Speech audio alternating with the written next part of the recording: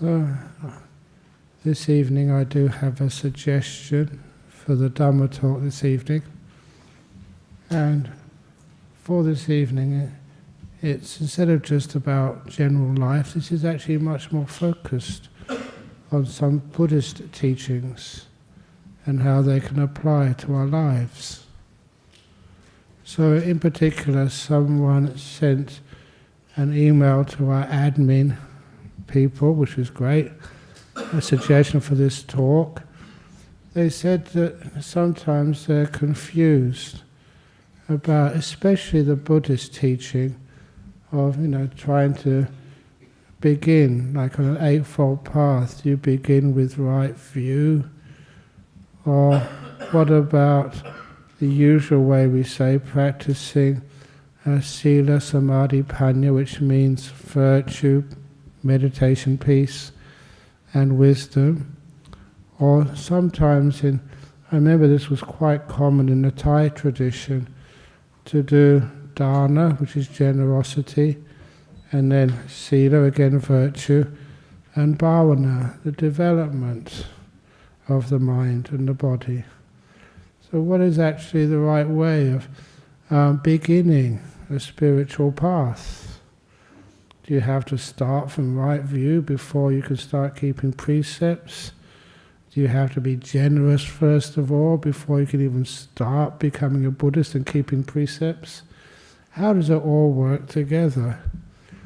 And even though that we say those things, and you can read those things, the reality is that in the spiritual life, you can start from anywhere, and anywhere where you feel you get some inspiration and some peace. And of course, I often talk about my own life because that's what I'm most close to. That's what I can remember very clearly, and talk about this with honesty, because it's no direct experience. When I was only 16, that was the point. Just before my father died, I realized that spirituality, in those days we called it religion, was an important factor of life.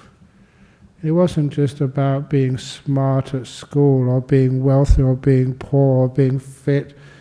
It's actually just what goes on inside of you. I remember that was my first time of spiritual interest, was when I was only 16. Yeah, I was interested in girls, but that was more than that. And so for those of you who are parents and have children, never underestimate a 15 or 16-year-old child's interest in what this world is all about and why this world is, and how to navigate things like possessions and relationships and health in a way which can give life meaning and purpose. What you should be doing. Why should you be going to school? What's the purpose of learning? What should you be learning? How should you be relating to everything? And so many times kids are interested, in meaning, in the spirituality of their life, and that's what I was interested in. I did come from a poor home. And when I did get my first school prize, I don't know if they still do these prize givings at schools, but I was just so chuffed, so delighted. I got my first school prize, and what was it? Just go to a bookshop and get a book, and that'll be presented to you on your prize day. I said, well, what book should I get? It's the first time I did this. They said it was on maths. That was my speciality. So go and get a book on maths. And I went to the bookshop and I looked at those maths books. No way was I going to waste my first school prize on a book about mathematics. I can get that from the library. So this was in London, had these really big, good bookshops. They had everything in those bookshops. It was actually, if any of you know London, Foyle's bookshop in Tottenham Court Road. And it had the main place, we had the books on maths, but the opposite side of the road, the annex. And the top story of the annex, like the attic, that was where they had all the interesting books, in my opinion. I was rebellious. And in those days, getting a book on psychology was pretty rebellious. And I also got books on all the religions I could find. Because I thought spirituality is important. I want to find out which particular religion to choose. And to this day, I always call that market research. Why be a Buddhist? Are you sure that's the best path for you? If a Buddhist, what type of Buddhism? Mahayana, Vajrayana, Theravada? If it's Theravada, what type of Theravada? There's Thai, there's Sri Lankan, there's Burmese. Spirituality is quite confusing, but at least I had a choice, and I thought, I make a wise choice. So I got all these books, all paperbacks, which I wasn't supposed to do. And I think the one which I got about 6 or 7 of them, the one I actually gave to the principal to get this, I even forget who it was, to actually present it to me, was the Tibetan Book of the Dead. Now this was in 1967 or something, and I thought, you can't get more rebellious than that in England with the title Tibetan Book of the Dead. But that's what I got. But I read those things, and of course, it's getting the information first of all. The knowledge would always be the first step. And once you get the knowledge, like people come here and they kind of like it or they don't like it, they get the books, they like it, they don't like it, they go online, and sometimes it really catches you. And that's what caught me to some of the teachings of Buddhism, some of the very ideas of Buddhism. And one of the things which I did like, it's not like you had to accept it, it was just a welcoming idea of like rebirth, reincarnation. Even though at that age you couldn't remember your past lives, but it made so much sense to me. Why do you only have one life? It's unfair, isn't it? Even just this week, I went to somebody's house in South Perth, 4-year-old kid died, only 4 years of age. So I went there to try and do some chanting and give some nice advice. And unfortunately they were Buddhists, and so I could tell them. So I've had so many stories about young kids who died when they were very, very young, and they get reborn again. And you know that was your kid from a previous life. They have a second chance. Doesn't that not sound fair to you? To me it often does. Why not? Otherwise it's just so unfair, uncompassionate. It's just not right that a 4-year-old or 6-year-old or 7-year-old kid could just suddenly die and just be gone forever. So when you have an idea of like rebirth, yeah, they die and they come back again. Another chance. And some of the stuff which happens is just so ridiculous. I've seen this too many times. You can't put it down to coincidence.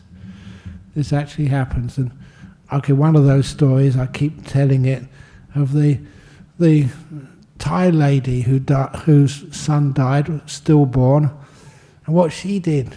I was there at the funeral. I was there when she got pregnant again and gave birth to another kid. What they did was, I wasn't even looking at this time, I was talking to somebody else around the coffin. They put a line on the baby's heel, or the dead baby's heel, with a ballpoint pen, just a straight line. And when she got pregnant again and gave birth, that kid has got a birthmark, a line on its heel, just where they put it. It's almost like saying, well, if that's the kid come back again, then you can see the line on the heel. He's got it. And the first kid was called Charlie. The new kid was called Annie. It was a girl. And I often tell the story, because I know there's usually more females come to our Buddhist society on a Friday night than males. So to keep them interested, usually if you go on a flight on an aircraft, you go to the airport and they find they've booked too many people on there, and they say, some of you can't fly today. What does the airline do if they bump you off, as it's called? They offer you a seat on the next available plane, and they upgrade you. Maybe instead of economy class, they put you in business class or something. So I said that's what happened to that kid. A boy was upgraded. I don't know that, but anyway, became a girl. But anyway, when you sort of started getting interested in those ideas, it made a lot of sense to me. And not just that, the idea that if somebody does die a terrible death, it's never regarded as punishment. The old idea of guilt and punishment, that was too much like controlling somebody. If you don't behave, then you get punished. And that never made sense in any spirituality where kindness was important. And so the compassion which I read about, in Buddhist stories, said there's no need to punish anybody, not yourself, nor others. And that was really fantastic to hear, because I knew that sometimes, you thought you were up for punishment, but I didn't know really what I was doing wrong. I was a young boy just learning about life. How are you really competent enough, or when are you competent enough to really kind of deserve a punishment because you do something wrong? Sometimes you're in a difficult situation, you don't know what you're supposed to do, you give it a try, and sometimes make a mistake. Instead of punishment, it should always be forgiveness and learning. And that's actually one of the things when I was a school teacher. You could never punish a kid. Instead, you understand what they did that for. They just didn't know. They thought it was fun. They made a mistake. And you learn that in life. Your kid makes a mistake. If you punish them, how does that feel? If you were punished by your parents, how did it feel? These were people you loved and cared for. You expected them to care for you, not hit you.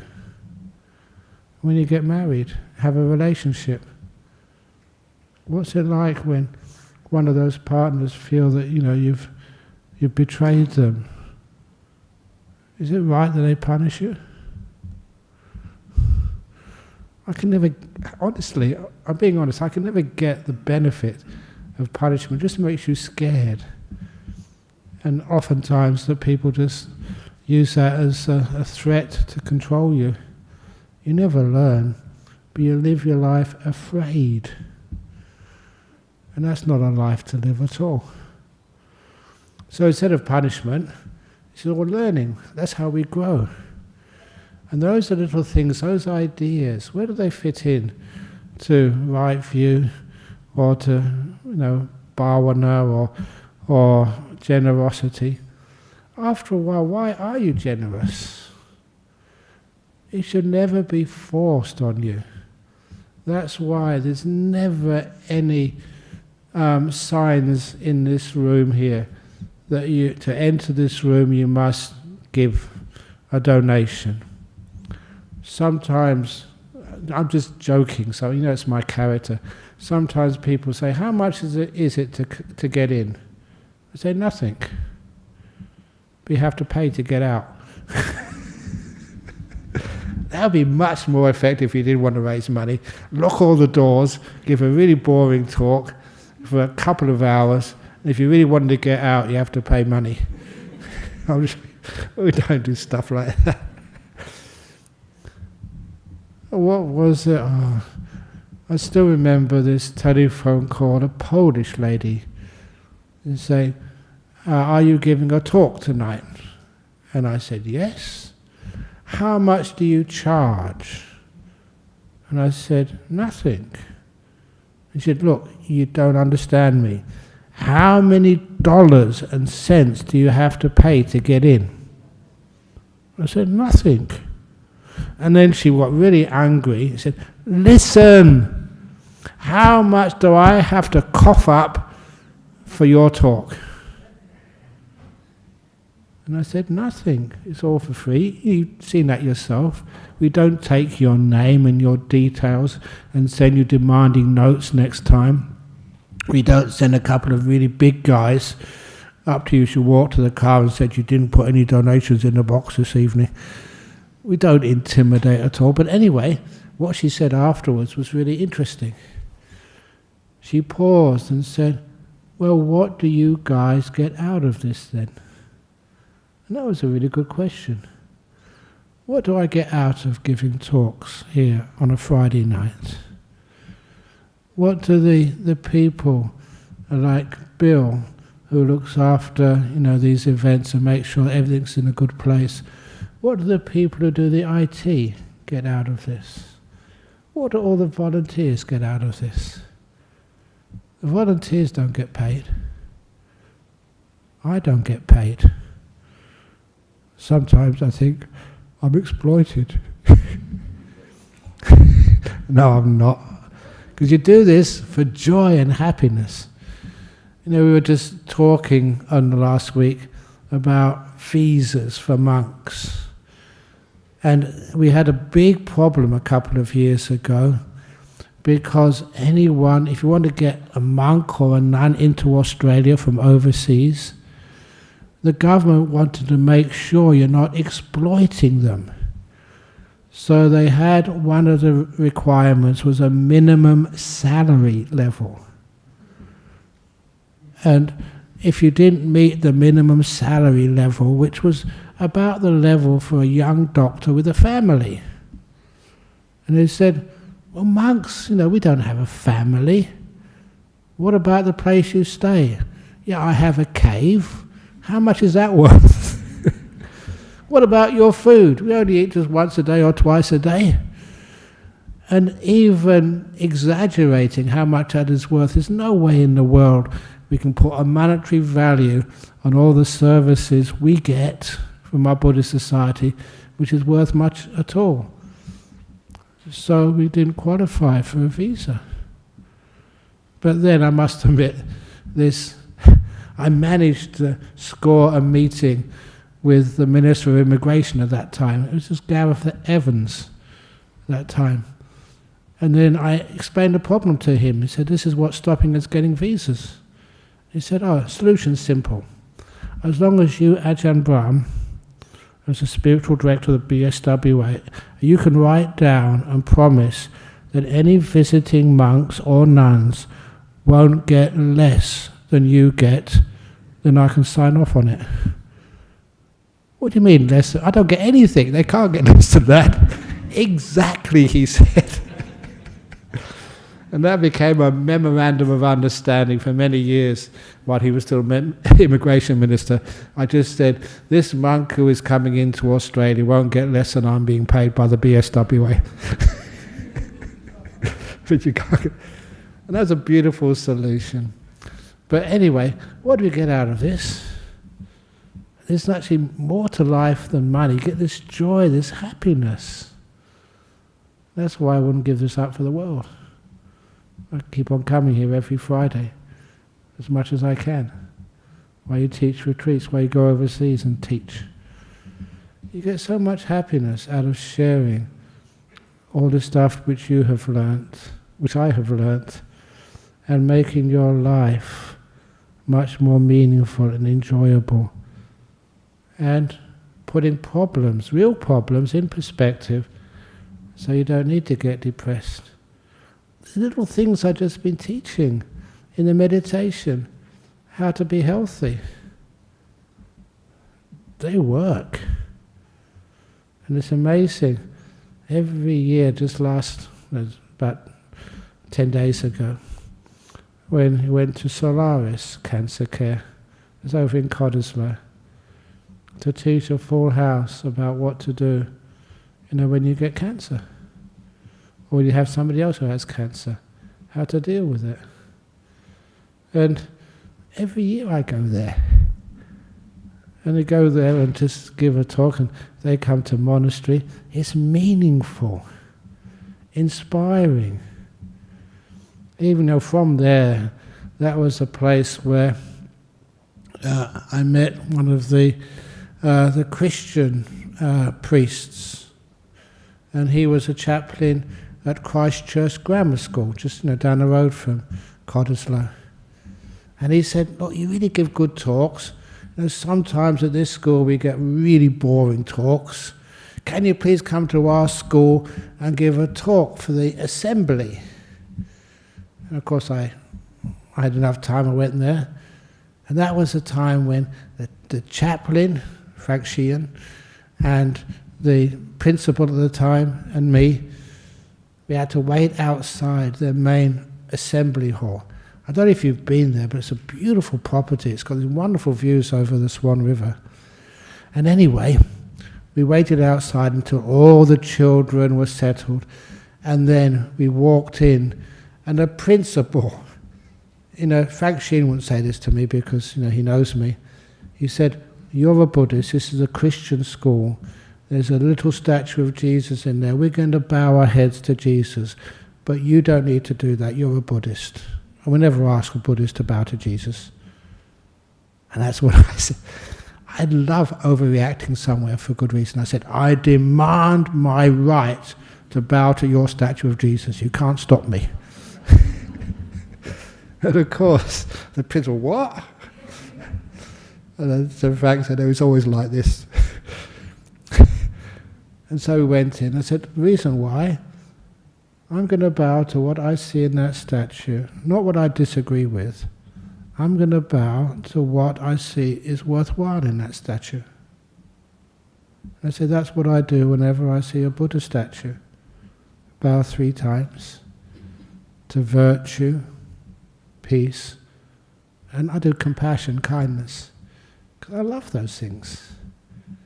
I live my life devoted to virtuous conduct. I'm a monk. I've been a good monk for 48 years now. And that trustworthiness, not telling lies, even being celibate. Why be celibate?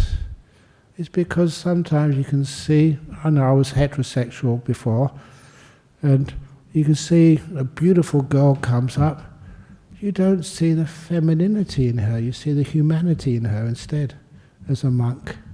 You step aside from that idea of getting a relationship based on different gender, or these days, same gender.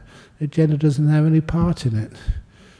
If you've been a monk, you have a different perspective on life, which I very value. And so it's pretty easy to be celibate after all these years. And also just the peace.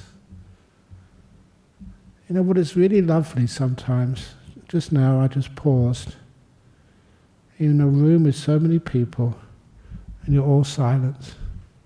Thank you. I really appreciate that. Every time you see silence, please make sure that door gets oiled. Those things are no trouble at all. The silence is something which I love to worship. And of course, kindness. When any of you, when I see you do a really kind act, that's just so gorgeous. And I say the world is a beautiful place. How many of you look at the news, read newspapers, look on the internet, and see all the terrible things which politicians, which people in power, which people anywhere do to one another? But I just look for the kindness, the compassion, the care which people give to one another. You can see it here. And I really venerate that. That's what I love bowing down to. Any act of kindness which you do. So as a young man, you started to see just, in this spirituality, there's a way of looking at it which is uplifting, inspiring, meaningful, makes for a better community, a better society, a better world. Don't you want to be part of that? A lot of times as a young man we were protesting for a better world. Get rid of the government, get rid of war, get rid of nuclear missiles. Human beings are far more dangerous than nuclear missiles. You meet those every day. The missiles are in bunkers usually. But human beings, we could create so much better world by being kinder to one another, more forgiving, more compassionate. And it's not just to other beings, it's to ourselves as well.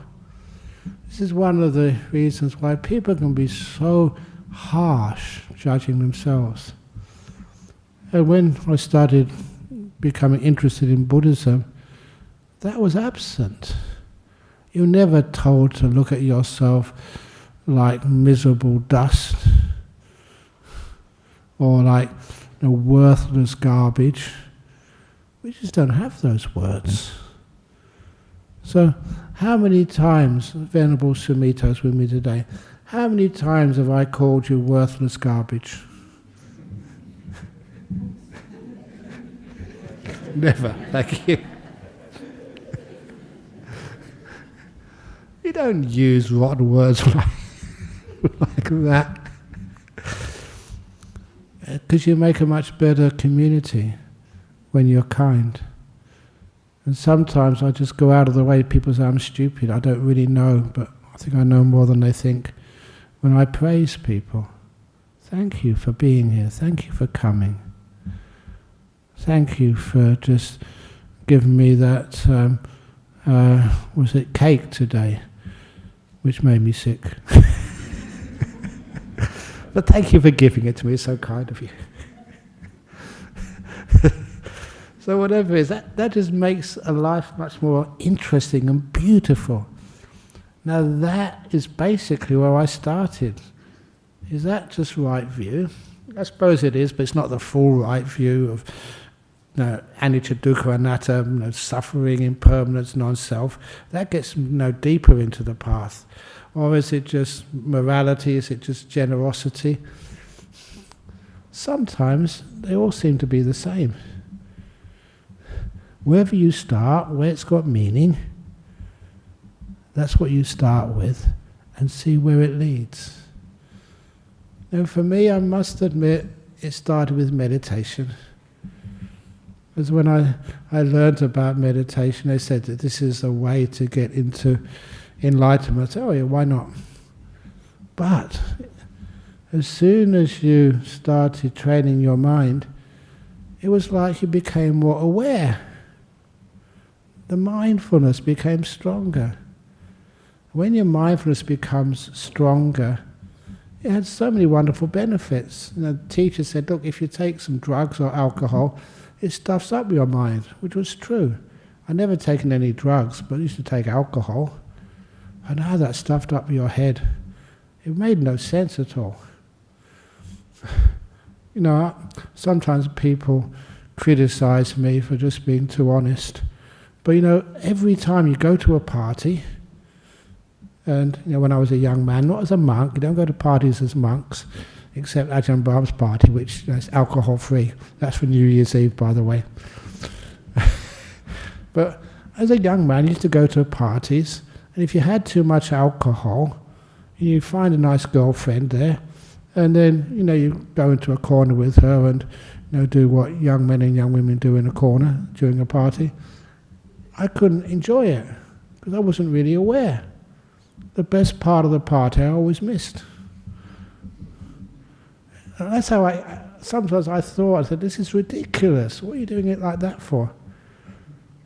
So I remember telling my friends I gave up alcohol as a student. Even one of my cousins, who knew me very well, said, "You won't last." You know, and I did a bet with him, a wager, £1. That's all worth a lot of money in those days. That I could last over 1 year of being sober, not taking any alcohol. That's over about 60 years ago now. He still hasn't paid up. You don't need to do these things for money. You enjoy it. And that was weird, because I was always thought, almost brainwashed when I was young, if you want to have a good time, then just break all these rules. You know, go and get drunk, take drugs, you know, have 1, 2, 3 girlfriends if you can afford them. Just don't tell them. But that's what I was brainwashed as having a good time. But then when you are more aware, you think, this is ridiculous, this is not right. I didn't want to hurt, you know, a nice girlfriend. Why would you do that? Why would you go and get drunk? Why would you tell a lie to people who trust you? And honestly, even these days, you know, when I give like these 5 precepts, not to deliberately kill a living being, the one living being which I killed once was this mouse. And I set the trap for it. And when that mouse was dead, I took the trap. It's because my father had died. My mother, you know, was terrified of mice. And I got this beautiful, I can still remember it, even just visualize it now. This really beautiful being, a mouse, you know, had died because of my trap. And I was stroking it. And it felt just so soft and beautiful, its beautiful fur. And I felt terrible about that. So there's no way I could kill an animal after that. You learned to be kind. I had some good karma as well. Once when I was a young man, for my birthday present, I asked for a fishing rod to catch fish. You know what happened? Good karma. That my father and grandfather took me to this lake, and my grandfather showed me how to use a fishing rod. He never knew how to use one. He cast it, got caught in a branch of a tree, he yanked it back and broke it. I never had to go at all. Thank you, grandfather. I'll always be grateful for that. So I never did any fishing. Fortunate. But anyway, all those kind of precepts and virtue, it's just like, to me, honestly, it's just common sense. I don't know why anybody would break those virtuous rules. Makes no sense. So, you know, if any of you, you know, feel there's another, you're married and there's another person you kind of like, that really hurts the person that you cheat on. And just the pleasure you get is not worth the hurt you give others.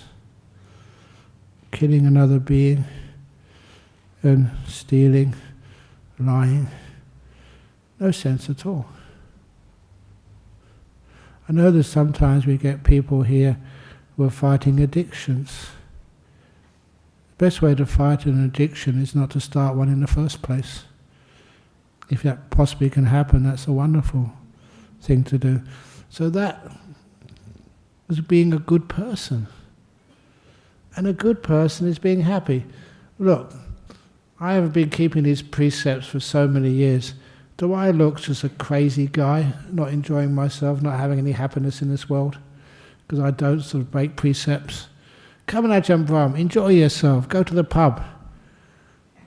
I am enjoying myself, much more than if I go to a pub. Although I must admit that some years ago I did walk into a pub in Pinjara. It was, I think, the Lions Club invited me to give a talk there. And they said it's in the back room of the pub. And I asked, is there any back entrance? No. You have to go through the front door, right past the bar. And I thought, I'm in trouble. What can I do? So what I did, I remember this, I said, well, there's no choice. I put my head down and just went. And I thought, I was almost there to where the door is, where they're having the meeting. And then suddenly, someone grabbed my shoulder. Brahm, come and have a beer. No. And I said, I'll take an orange juice inside. So I got away with that, but it's pretty scary.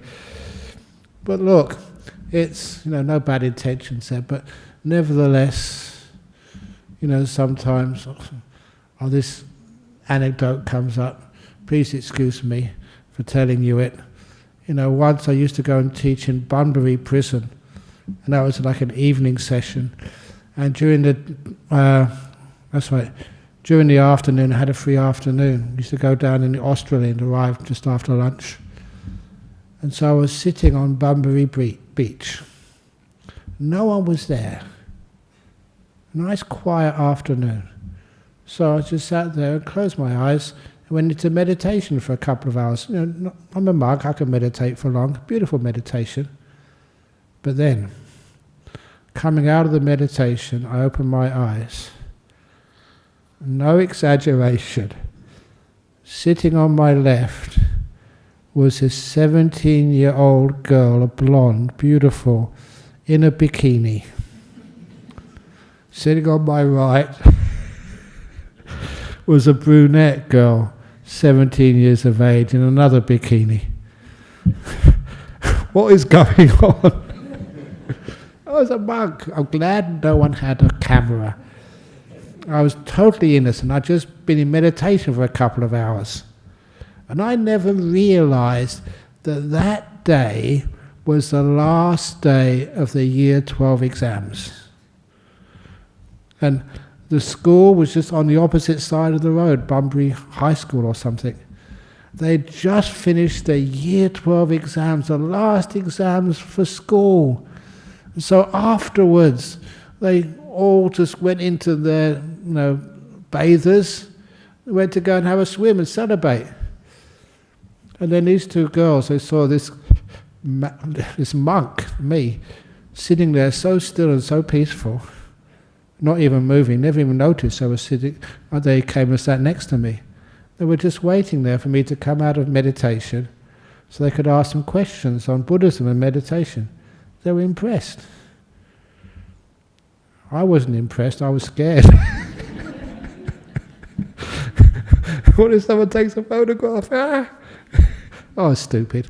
But then I answered a few questions and they said it's time for me to go now. And they let me go, thank goodness. Some of the stories of being a monk. But nevertheless, acts of kindness and generosity always impress me. So it's not a thing that has to be done, it's part of spirituality. I don't care who you are, whatever religion you are, it's nice to be kind. It's nice to be generous. It's nice to be this trustworthy, virtuous. You have so much happiness and fun out of this. And it's nice to let go of all this guilt business. I don't know what you may have worrying you from your past. If you really trust me, I'd like to get out my so-called holy water and bless you. You can let it all go. All your past is free. I forgive you. Can I do that? If you think I can, just come up here. Of course, there's only one person in this world can forgive you, and that's you. That's you. No one else. All I can do is to encourage you. Why not? This is how you learn and grow, acknowledging faults, learning about them. Why do you do that? Why? And then making sure you're safe next time. All the actions of body, speech and mind are how we learn. If we can only just acknowledge them, admit them, see them clearly, without this terrible thing of like guilt or shame sort of getting involved. Have ever I been ashamed? One occasion, our first temple. People like stories like this. What's Ajahn Brahm going to say now? He was ashamed. Oh no, actually, this other one is much better. Other story. I've got to tell the first one, so I'm not ashamed of telling the story of being ashamed. First story, just loading up an old Volkswagen bus when we first started Serpentine Monastery. And we were in Magnolia Street, number 4 Magnolia Street in North Perth. And I was a very hard worker in those days, loading everything up. And this neighbour's daughter came out, maybe about, I don't know, what age, 12, 13. And she put her hands on her hip and looked at me, trying to look totally disgusted. And she said to me, "You're dressed like a girl. That's sick." I can't really sort of repeat how she said it. She really tried, to look really disgusted. And I didn't want to diminish her. I just couldn't stop it. I just burst out laughing. One of the funniest things I've seen. She got really upset at that. But anyway, the other thing was a story. I think many of you haven't heard this. You know that many years ago there was some like spiritual leaders, weren't being truthful and had like girlfriends and mistresses. Even some monks, please excuse me, even over in Thailand. And so one day, sitting here, I remember I was sitting here, I started my talk saying that I'm a monk, honesty is very important to me. So I want to do my own confession to you now. And I said, and I put my head down, some years ago, I said, I spent some of the happiest moments of my life in the loving arms of another man's wife. We kissed, we hugged, we loved each other.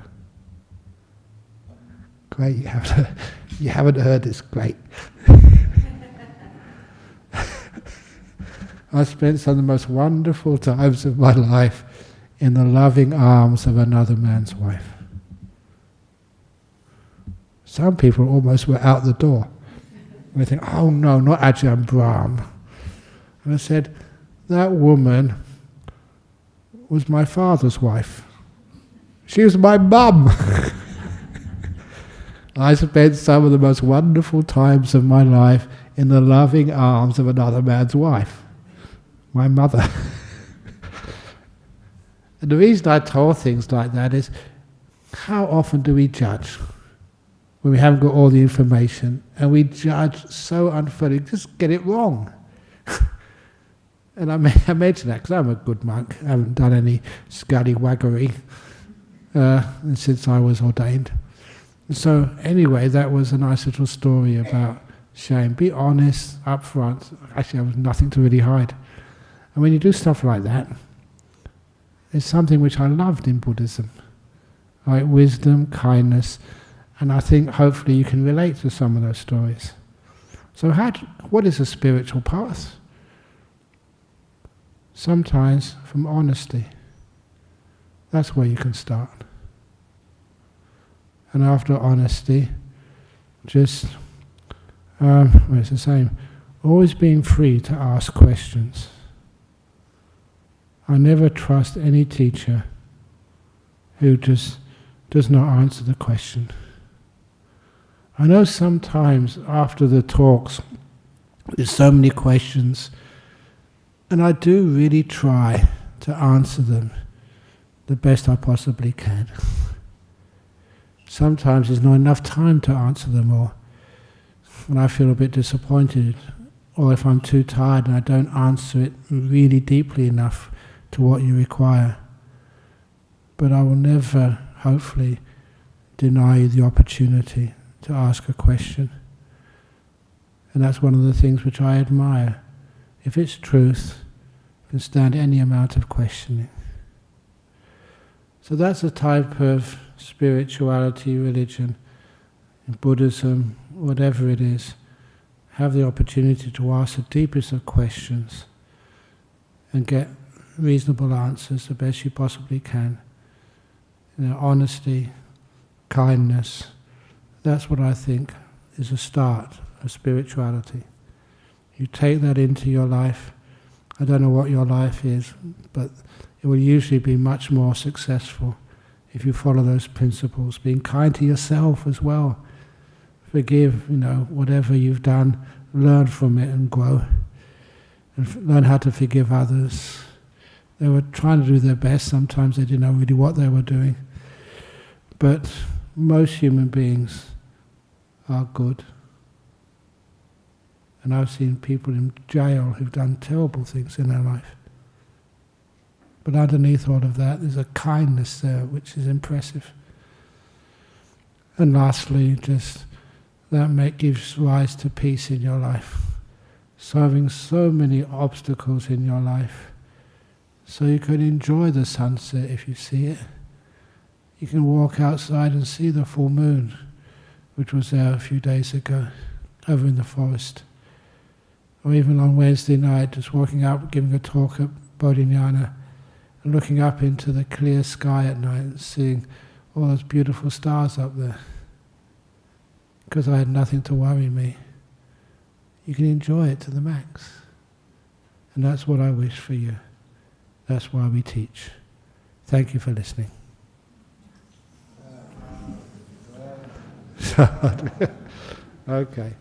Okay. Questions from anyone here? Or then questions from the internet, which I hope is working today. Eddie's got a question? Okay, no. I'm sure you have one, but maybe later on. Ajahn Brahm, very interesting talk, Okay. Thank you. So this question of mine is broken into two parts. Okay. It's regarding karma in your talk. Okay? Yeah. You talk about kindness, generosity, and the good acts. Okay. Yeah. These are acts of giving, isn't it? Yeah. Kindness. Yeah. By doing this, you lower our false ego, and we reach out. Indeed. So does this lessen our negative karma? Yes. Any act of kindness and goodness is a little simile of the Buddha, like putting salt in a glass of water. It makes it undrinkable. Putting salt in a swimming pool, you can hardly taste it. You dilute the bad karma. But better than diluting it is just abolishing it totally. You let go of the bad karma. The second part, Ajahn Brahm, related to the first one here. Say, for example, we have a problem now, like sickness, for example, like cancer or anything. So, in having this problem, we're trying to seek an answer, isn't it? Okay. Yeah. So, if you can refer to the Buddhist sense, a previous karma conditioning our present thing. Okay. Yeah. So we try to change our negative things, Okay. Indeed. Yeah. And then how the past conditions the present. And if you change the present to something good, okay, it conditions the future too. Yeah. Like the problem in few years, it could improve. It could, Improve. Did you see what I mean? Yeah, I see what you mean. But also, any past karma to create say a tumor in your body or something, some cancer. You might say that, but there's so much to learn from that. One thing which I think I told us last week. One thing I learned from going to the cancer groups for the last 30 years or so, how many of those people who had cancer said that was the best thing which ever happened to them. I can't say that because I haven't had cancer. They said that, and what do you mean by that? There's a lot of suffering and fear. You came so close to dying. They said they learned so much. And that's the point. Whatever the past gave you, in this life, and this is the problem, how much you can learn from that. And after a while, it's worth it. This is what other people say. So it's not a punishment. It's this great opportunity to grow spiritually. You learn so much. And people think, Ajahn Brahm, you don't know what you're talking about. This is from other people's experiences. You know, all the stuff, you know, like your mother dying. How much you learn from your mum. It'd be wonderful if she was still alive, but she's gone. Thank you, Mum. Thank you, life. All the difficulties you've faced in your life, all the problems, the terrible things which have happened to you. After a while, if you can say to all of those, thank you, you learn so much. Then you understand why bad things sometimes happen to good people. You can grow so much from that. Anyway, I've got a couple of questions here. Could you please explain what you meant when you said it's not the sound disturbs you, it's you who disturb the sound? That's an Ajahn Chah saying. What it really means is sound is part of nature. You can't stop it. You can't control it. You can't shoot with a gun and a bullet every person who snores during the meditation in this room. Or you can't just stop coughing. That's part of having a throat. Sometimes you will cough. So what it means is when noise happens, it just happens. And that means you don't disturb the noise. Then the noise doesn't disturb you. Often say during retreats, people complain that somebody in their room or in their cottage bangs the door. Come on. How long does the sound of a banging door last? Not even a second. How long does it reverberate in your brain? Sometimes all night. That means you've been disturbing the sound. Sound's gone a long time ago, but you're still disturbing it. The next one. How does one, as a lay Buddhist, follow the middle path when it comes to finding a balance between spiritual progress and worldly success? You don't have to find a balance. Put the two of them together. Worldly success. I'm very successful in this world. Have a look at me. I've got a lovely city residence, and I've got a lovely country estate.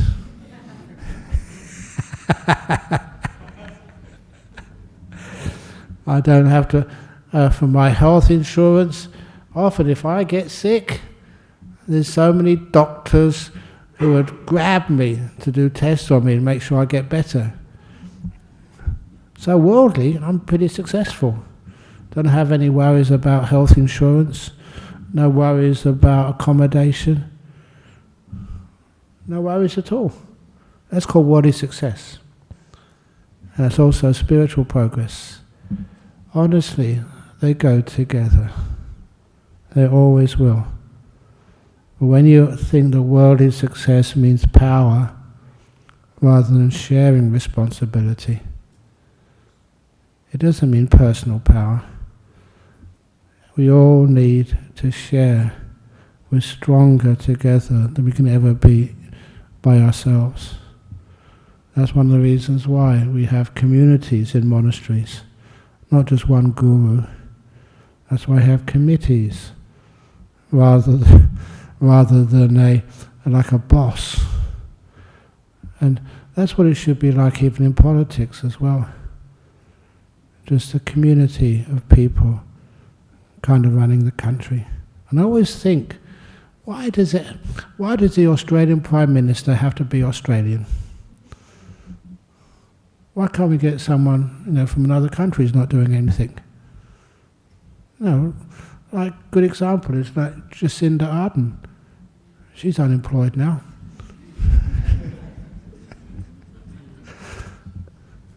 And it'd be great if she doesn't want to be the Premier of Western Australia or whatever, she'd be a very good person to become the President of the Buddhist Society of Western Australia. Can we amend the Constitution? Or whatever. I don't know. But anyway, I always like thinking outside the box. During meditation, once stillness has been cultivated, how is the mind directed towards wisdom?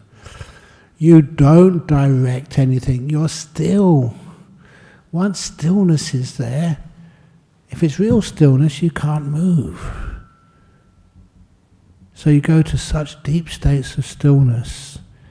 The result of stillness is that things vanish.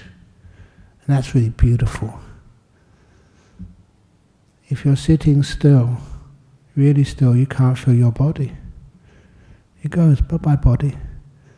And don't ever think that that's scary. I don't know what age you are, but everybody has aches and pains somewhere. And when you're really still, you can't feel cold or heat, no tummy ache, no hunger, nothing. You just go into a nice peaceful mind state, into the sixth sense.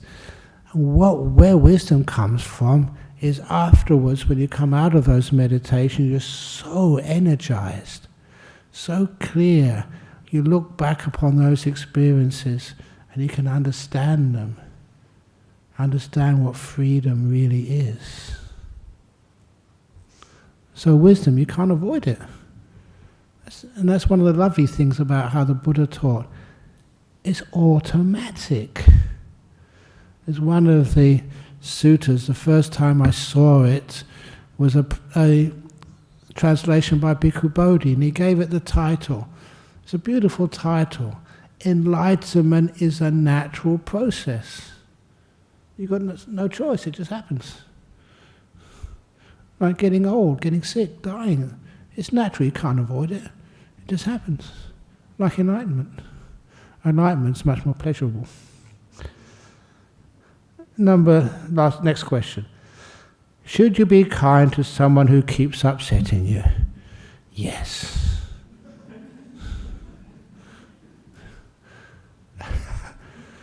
So how can you do that? And I must admit, the Chinese saying is the one which I love following. Like to love the tiger, but at a distance. So if someone's irritating you, still be kind to them, but at a distance, in another country if you can. But just be kind to them.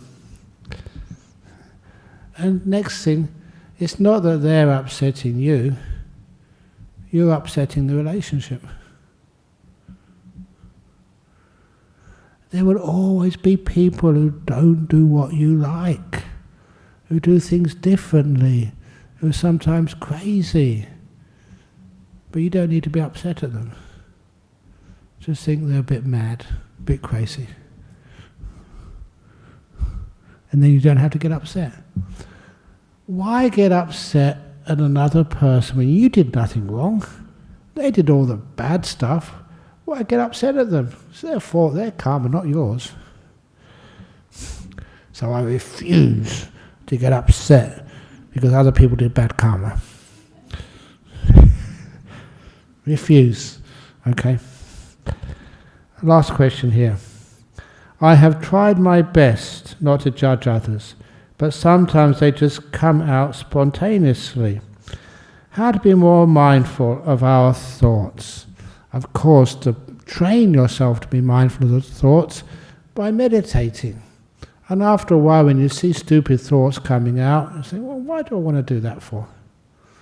Another way, if you have really bad thoughts, and this was one of the monks I grew up with, and he was a very good monk in so many different ways. In fact, this monk, he had the best command of language that we've ever seen, in Thai language and the northeast Thai language, Isan language. He was so incredibly fluent, so much so that when one of the popes came to visit Thailand, he was a monk who was selected to be the translator for the Pope. English into Thai, Thai into English. And even one of the princesses, she's still alive, that Princess Sirindorn, she said it was the most amazing. She could shut her eyes and think, this is not a Westerner, he was American. He spoke absolutely fluent Thai and Northeast language. But he did have a lot of lust, a lot of thoughts in that area. So I remember him going to see Ajahn Chah, please help, I love being a monk, but I get all these thoughts in my head. And Ajahn Chah said, very easy to fix up. Next time you give a talk to the lay people who feed you, tell them not just Dhamma, tell them what you've been thinking all the time. Poor Ajahn Chah sometimes was kind of, mean. But he never did, which was a shame. So that's one thing. How to be more mindful of your thoughts. Tell other people out loud what you're thinking. That will soon stop those thoughts. Anyway, that was the last question there. Any questions from the audience? How to be actually more mindful of the thoughts is, first of all, don't be afraid of them. Be kind to them. In other words, they're just human beings. You're not perfect, so those thoughts will come up. And when you're kind to them, you acknowledge them, it takes away their power. When you're upset at them, angry to them, you give them force and power. And then they'll keep bothering you. Okay, any questions from the floor? Yes, Ajahn Brahm. What's the title of your talk tonight, please? AV would like to know. The title of my talk is... any suggestions? No? Okay.